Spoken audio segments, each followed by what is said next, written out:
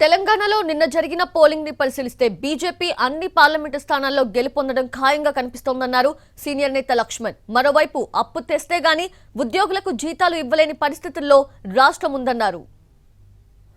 ఈ పార్టీకే భారతీయ జనతా పార్టీకి మెజార్టీ ఈ 4 ఫేజుల్లో కూడా స్పష్టంగా సాధించామనేటువంటి సమాచారం ఉంటుంది.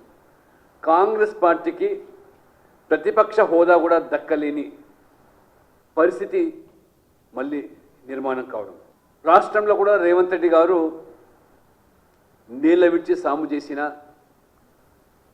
ప్రజలు ఉచితాలను గ్యారెంటీలను నమ్మలేదు.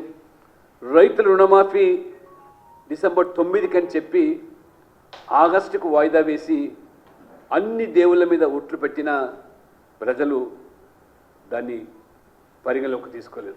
అల్లవిగాని హామీలు ఇస్తున్నాడని ఈ రాష్ట్రం పూర్తిగా మరి అప్పుల ఊబిలోకి నెట్టబడి ఉన్నటువంటి విషయాన్ని తెలుసుకొని కూడా మరి ఇచ్చిన హామీలు ఏ రకంగా అమలు చేస్తారనే దాని మీద ఎక్కడ కూడా స్పష్టత లేదు.